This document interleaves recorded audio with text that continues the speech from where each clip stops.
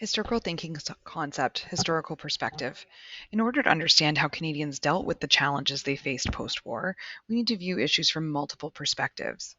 Read the following quotes from people involved in the Winnipeg General Strike. Based on their statements, let's decide together who was for the strike or who was against the strike. Charles F. Gray, Mayor of Winnipeg. I was born in London, England, and came to Canada as an electrical engineer before running for mayor. I believe that any foreigners who make threats or in any way intimidate or worry would be workers in the slightest degree at businesses in Winnipeg can expect immediate deportation to Russia or wherever they came from. I intend to purge the city of any lawless element and prosecute to the full rigor of the law. I will use our special constables to keep the peace and prevent the spread of Bolshevism in our city.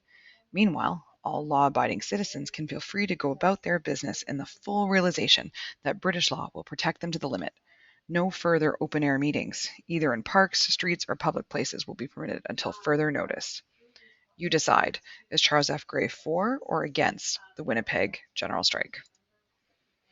Colonel Frederick Thompson. I put my life on the line to command troops during war. As an officer, it pained me to see returning soldiers demonstrating disrespect to our democratic society that we fought for on the front lines.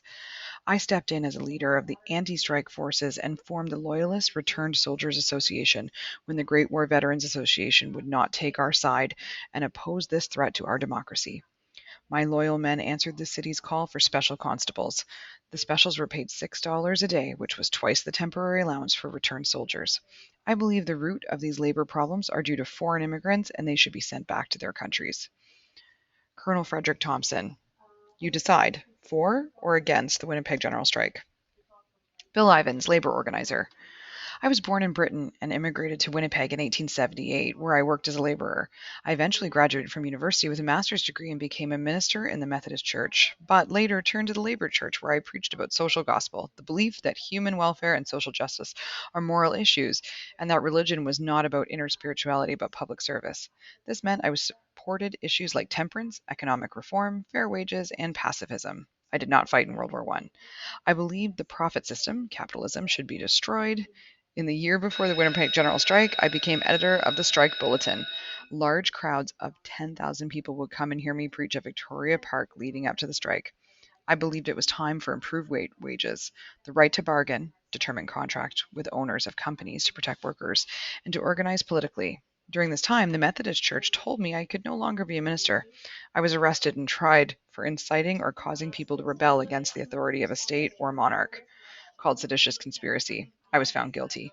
The newspapers called me Ivan the Terrible, but when I was released, I ran for the Manitoba government in the Labour Party and won. I spent 15 years as an elective representative. You decide, for or against the strike. RB, Bob Russell, Labour organizer. I was born in 1889 in Scotland and arrived in Canada in 1911. Like so many newcomers, I came with hopes and dreams of Canada's West and Winnipeg. In Scotland, I was a machinist apprentice, and I soon found work in Winnipeg's Canadian Pacific Railway shops. I became the main leader in Winnipeg's historic general strike of 1919, fighting for the rights of Winnipeg workers. I believed it was time for improved wages, the right to bargain, determine contracts with owners of companies to protect workers, and to organize politically. For my actions, I was put on trial and sentenced to 2 years in Manitoba's Stony Mountain Penitentiary. After my release, I continued to serve my community as the leader of the General Secretary of the One Big Union, and later as the Executive Secretary of the Winnipeg and District Labour Council. You decide, for or against the strike. Mike Sokolowski, striker, maybe. I was there on Bloody Saturday, shot to death by the RCMP who claimed I threw a stone at an officer on horseback. I'm said to be of either Austrian or Ukrainian birth and lived in the north end of Winnipeg. I'm listed as having been a tinsmith. History documents claim I had come prepared for trouble during the strike, since there were few stones to be found on Main Street in June 1919, so I must have brought it with me. However, there is no concrete evidence that I was actually a striker, and I may have been a sympathizer, or merely an innocent bystander caught up in the violence of the moment. You decide. Helen Armstrong, labor organizer. I founded the Women's Labor League. My husband George is a carpenter by trade. My goal was to achieve minimum wage in Manitoba.